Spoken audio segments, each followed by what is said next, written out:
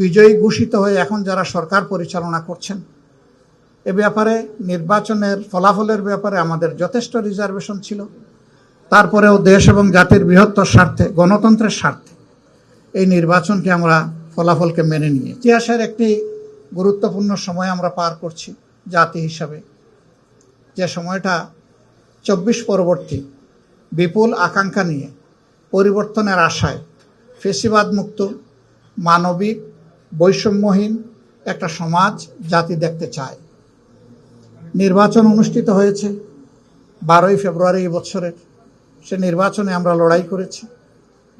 নির্বাচনে বিজয়ী ঘোষিত হয়ে এখন যারা সরকার পরিচালনা করছেন, এ ব্যাপারে নির্বাচনের ফলাফলের ব্যাপারে আমাদের যথেষ্ট রিজার্ভেশন ছিল।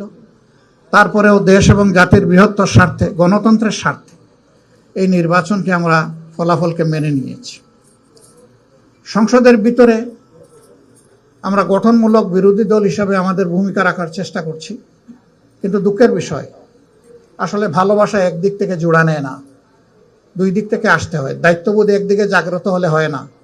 সরকারের দুইটা অঙ্গ, একটা সরকারি দল আর একটা বিরোধী দল, এছাড়া একটা দেশ চলে না। উইদাউট অপোজিশন ডেমোক্রেসি জিরো, এটার কোনো ভ্যালু নাই, জিরো ভ্যালু ক্যারি করে। বিরোধী দল হিসাবে আমাদের যেটুকু পাওনা সংসদের ভিতরে, আপনারা সচেতন সাংবাদিক সমাজ লক্ষ্য করছেন, আমরা বহুলাংশে সেটা থেকে বঞ্চিত হচ্ছি। শুধু সংসদের ভিতরে কেন, বাইরেও যে বৈষম্যের বিরুদ্ধে আমাদের যুব সমাজ এবং তাদের ডাকে সাড়া দিয়ে গোটা দেশবাসী একটা দানবীয় সরকারের বিরুদ্ধে ঝাঁপিয়ে পড়ল, সেই বৈষম্যটা আরো পাকাপোক্ত হচ্ছে বলে এখন আমাদের কাছে মনে হয়। ৩০০ আসনের সাজানোই দেশ, যেখান থেকে সরকারি দলের সদস্যরা তারা নির্বাচিত হয়ে এসেছেন, সেখানে এ পর্যন্ত ফান্ডের এলোকেশন যা দেওয়া হয়েছে তার ধারে কাছেও বিরোধী দলীয় সদস্যকে দেওয়া হয়নি। ট্রেজারিটা তো কোনো দলের না। এবং তারা বলেছিলেন তারা যদি সরকার গঠন করেন বৈষম্য করবেন না, সুষম উন্নয়নে হাত দেবেন।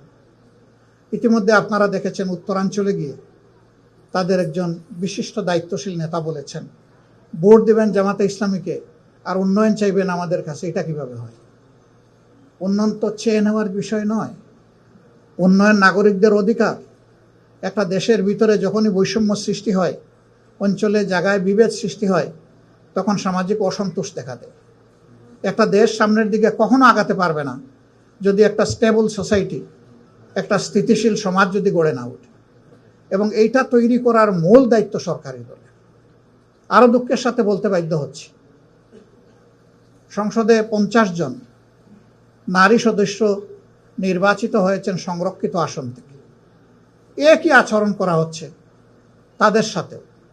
সংসদে তুমুল সমালোচনার পরে হালকা পাতলা এখন একটু তাদেরকে বিভিন্ন ক্ষেত্রে অ্যালোকেশন ফান্ড দেওয়া হচ্ছে। এটা কেন হবে? এটা তো সমান হওয়া উচিত। আপনারা তো এমনিতেই বেশি আছেন, তো বেশিরভাগ কাজ তো আপনাদের মাধ্যমেই সম্পন্ন হবে। এর উপরে আবার সম্পূর্ণ অসাংবিধানিকভাবে তারা অনেক সংবিধান কথা বলেন। যারা সংরক্ষিত নারী আসনের সদস্য রয়েছেন তাদের সবাইকে বিরোধী দলের আসনগুলোতে অতিরিক্ত দায়িত্ব দিয়ে বসানো হয়েছে। সংবিধানে এই ধরনের কোনো প্রভিশন নাই। অতীতেও বাংলাদেশে সংসদীয় গণতন্ত্রে এর কোনো প্র্যাকটিস ছিল না। আমরা যখন জিজ্ঞেস করেছি তখন এক এক মন্ত্রী এক এক ধরনের উত্তর দেন। এখানেও গুজামি, এখানেও কোনো স্পষ্টতা নেই, অস্পষ্ট। একটা দেশ এবং জাতি এইভাবে আগাতে পারে। সবচেয়ে বড় ইস্যু, এদেশের 70% মানুষ একটা কার্যকর পরিবর্তনের আশায় গণভোটে হা বলল, ভোট দিল। এটা তারাও চাইলেন, আমরাও চাইলাম। কিন্তু ইলেকশনে যখনই তারা একটা বড় বিজয় যেভাবে হোক পেয়ে গেলেন, এখন তারা ওইটা ভুলে গেলেন। এখন গণভোটের রায় তারা আর বাস্তবায়ন করবেন না।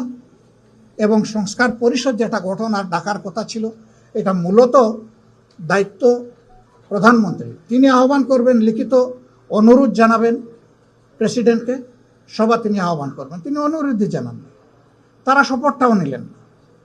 তারা এখন বলেন যে এটা সংবিধানে নাই। তো সংবিধানে অনেক কিছুই নেই, কিন্তু ডক্ট্রিন অফ নেসেসিটি হিসাবে সব কিছুই পিপুলস উইল হিসাবে মেনে নেওয়া হয়েছে, যেটাকে সুপ্রিম ল মনে করা হয়, এবং সেটা দেশবাসী গ্রহণ করেছে, সানন্দ চিত্তে গ্রহণ করেছে। এখন এক অংশ আপনি মানবেন, আরেক অংশ মানবেন না, এটি তো হতে পারে। যখন জনগণের রায়কে তারা উপেক্ষা করলেন এবং আমাদের কথা যখন সংসদে গ্রহণ হলো না, আলোচনার পর যখন টকড আউট হয়ে গেল, তখন আমরা স্বাভাবিকভাবেই জনগণের এই দাবির বিষয়টা আবার জনগণের কাছে নিয়ে ফিরলাম। এখন যে আন্দোলনটা আমরা করছি ধারাবাহিকভাবে অত্যন্ত নিয়মতান্ত্রিক পন্থায়, সেই আন্দোলনটা মূলত ওই কারণেই, তারাই আমাদেরকে রাজপথে ঠেলে দিয়েছিলেন। আমরা ছেলেছিলাম এর সমাধানটা সংসদের ভিতরে হোক, সংসদকে কেন্দ্র করে রিয়েল সংসদীয় রাজনীতিটা হোক, তারা এটা হতে দিলেন না।